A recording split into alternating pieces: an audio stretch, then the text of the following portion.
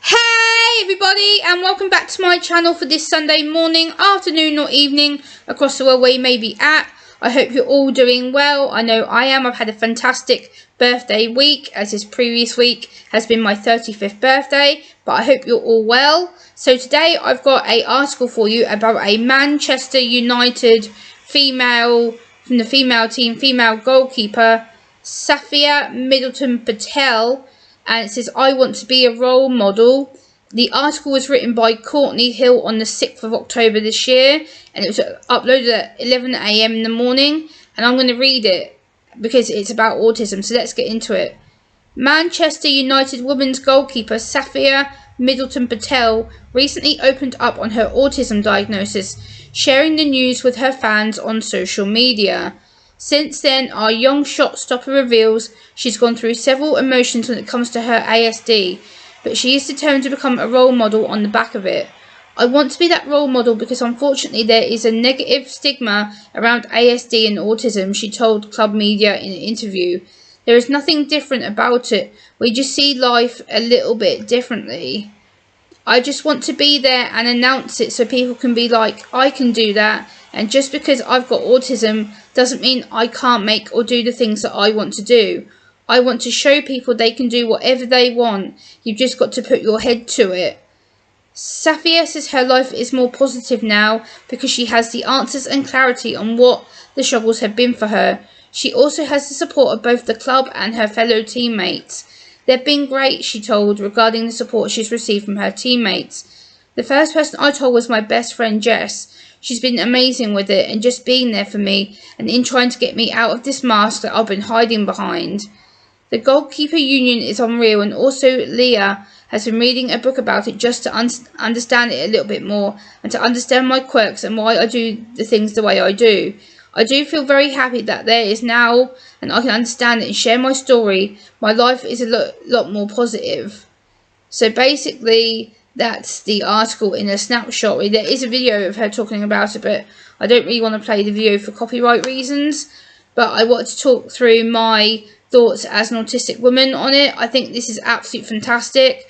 I think it's great that a fellow female has come out and unmasked and been real about it and explained about her struggles and what she finds difficult, and that sport seems to help her keep some form of focus. And in fact, her friends and both the club have been supporting her, because she is right when it comes to the negative stigma, the negative stereotypes around autism. Unfortunately, that is a thing that seems to be forever going round. We still are trying to battle that on a day-to-day basis, but for a youngster such as herself to come out and say, yes, just because I have autism doesn't mean I can't do anything, that's exactly the right attitude we need to be hearing, because she is a goalkeeper for a massive, massive worldwide big club that a lot of people respect and are fans of. I'm not a football fan or football fanatic, to be fair, but this story had to be done, and as someone who's on the autism spectrum herself, fully diagnosed, legit diagnosed, because a few people do question my autism diagnosis, I am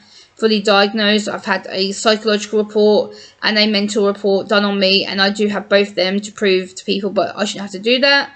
But as regards to Safia Middleton-Patel, it seems that she's very, very happy about opening up the discussion around the stereotypes of autism and what she's gone through for her. When she says about the negative stereotypes and emotions, that is right, because a lot of us do struggle with our emotions and how to process them, how to act on them, or whether to react to them. So I don't blame her when she says she struggles to process them and understanding what it means for her.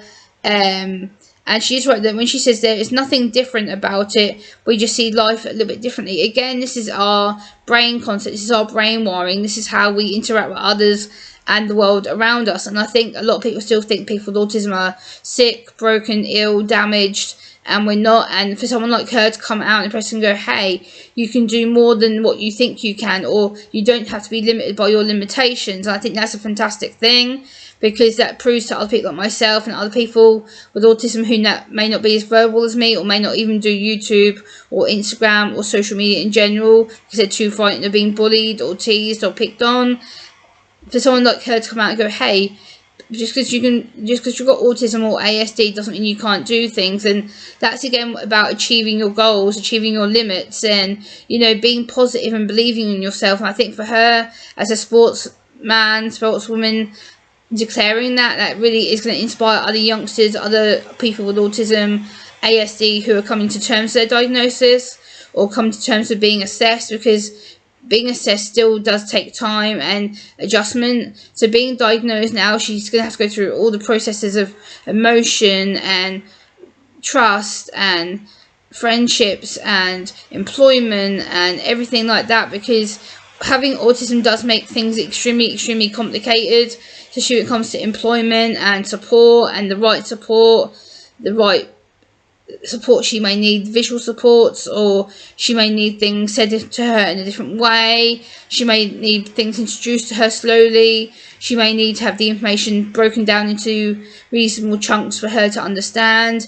She may need time to train by herself when she gets overstimulated or over anxious. I think this is a really positive news article.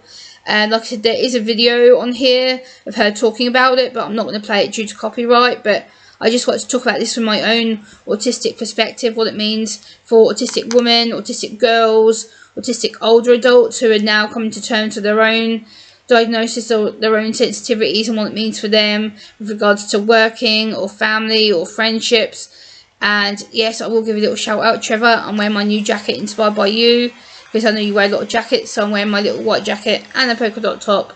But yeah, I just wanted to talk about this, guys. I think it's an absolute positive thing. I think it's going to open up the discussion more with regards to autism and what it means to be an autistic woman in the media, in the public eye, because once you become a social media person, you become a public figure, you become someone that people look up to.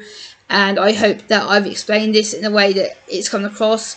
I think this is going to be a really good discussion starter, a topic starter. I think a lot more people are going to be asking questions now with regards of how to interact, how to support, how to better support people, not just in football but within the sporting world when it comes to autism. So guys, let me know in your comments down below what you think, if you agree or disagree with me, and I will see you on the next one. Bye.